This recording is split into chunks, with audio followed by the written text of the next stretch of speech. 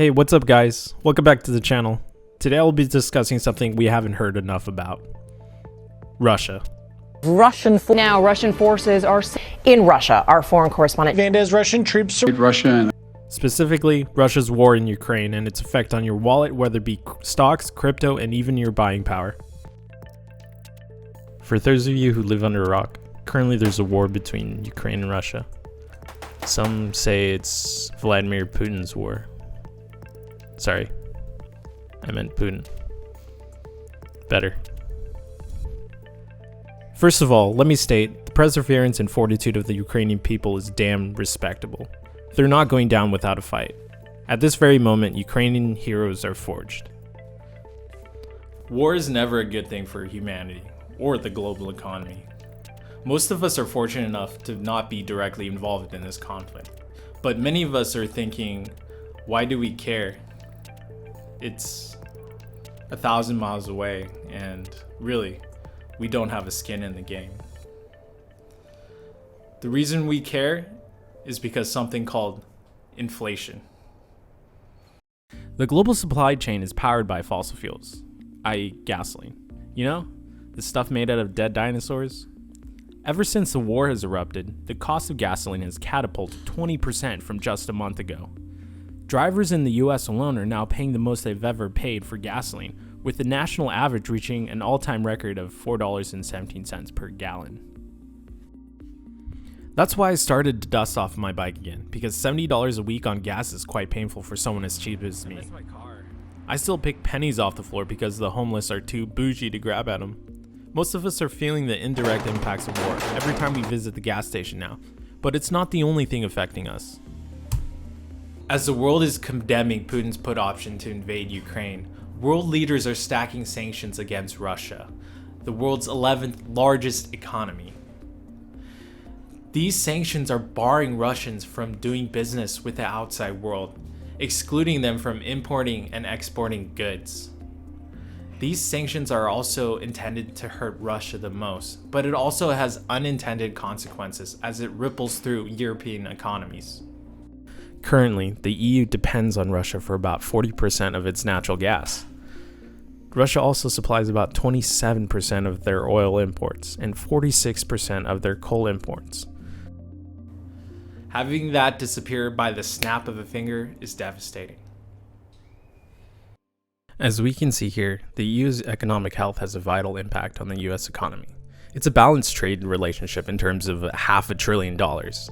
Once the EU experiences economic decline, the increased cost of imported goods will be passed down to the American consumer and global consumer.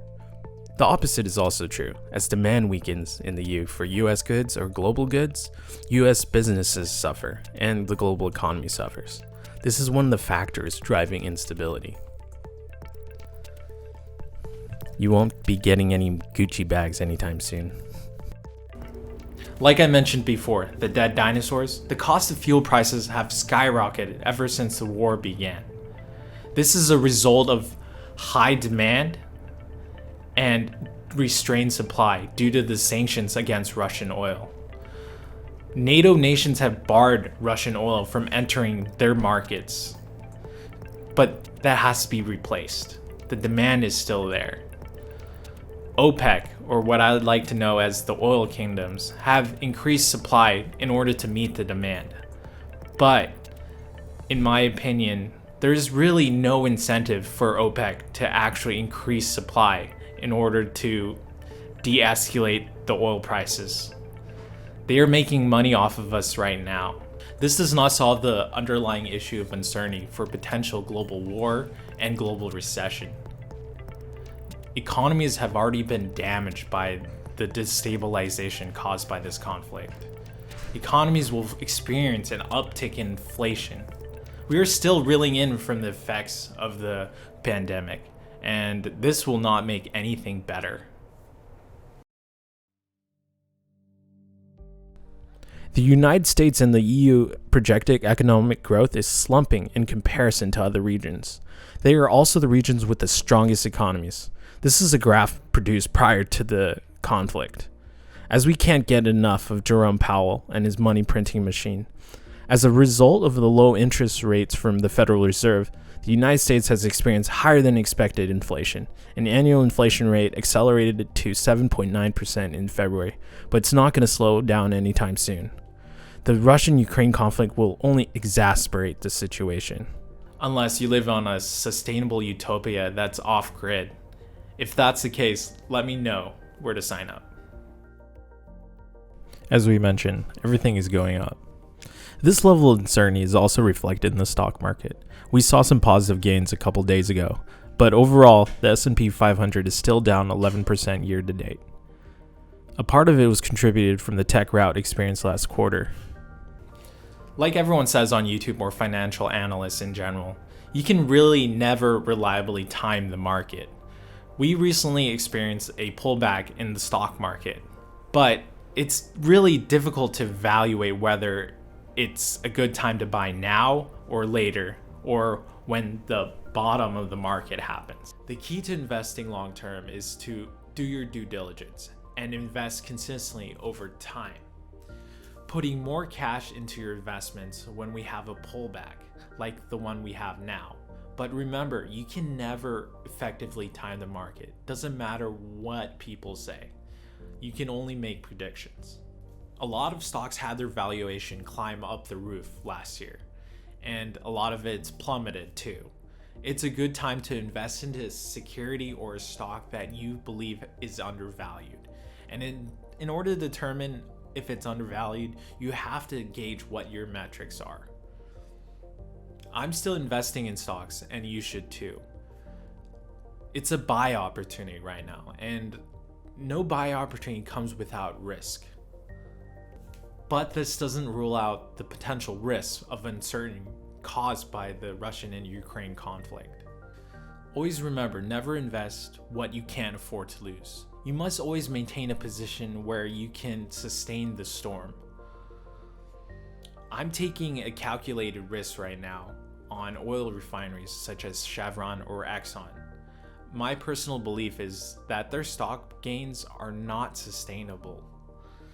I have options on them stabilizing in the future. Now let's talk about my favorite investing asset, cryptocurrency.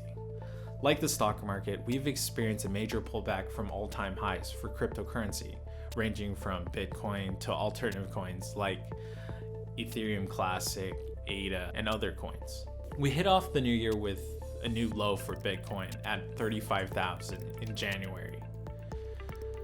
Cryptocurrency is supposed to be an anti-inflationary asset, but if you look at it closely, it follows quite closely with the US stock market in terms of trends. A lot of investor sentiment around cryptocurrency is dependent on Bitcoin. Typically when Bitcoin goes up, all the other coins typically follow the same trend. And Bitcoin has been the golden standard for cryptocurrency. As we saw earlier, there was a peak rise in Bitcoin last week.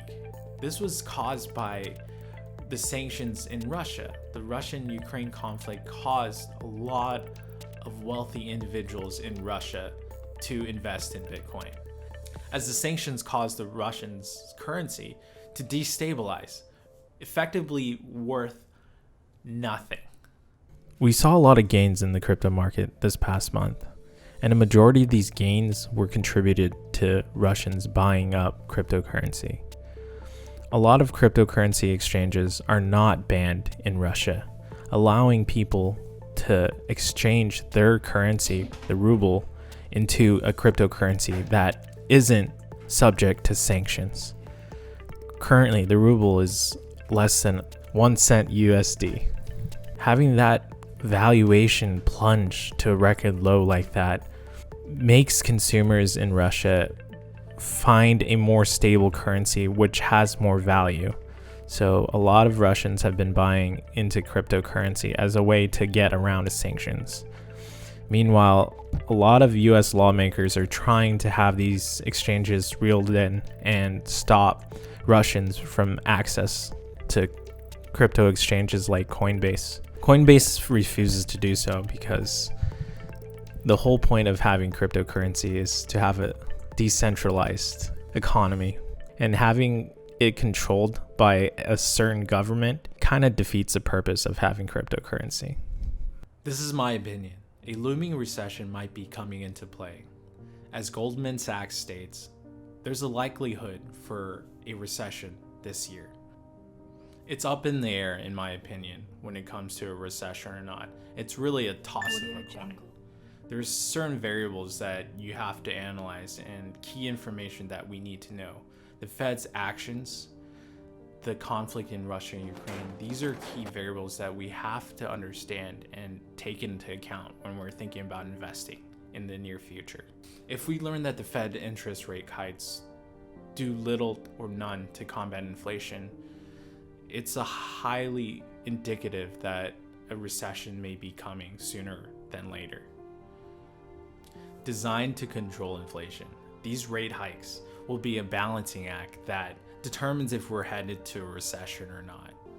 I'm not a financial advisor. This is not financial advice. Do your own research. All I have gathered is speculative, and it's from my own findings and from my own research. Link is in the description below. Managing and balancing your risks is a skill that you have to develop on your own, and everyone has their own definition of risk. Risk is something that you need to do in order to get what you want in life. And I've balanced my risk. I've made my fair share of money. I've lost my fair share of money. It's never linear for me, and it won't be the same for you. It's not exponential, but we try our best to make it so. If you like what I had to say, please like it and subscribe, and I'll see you next time.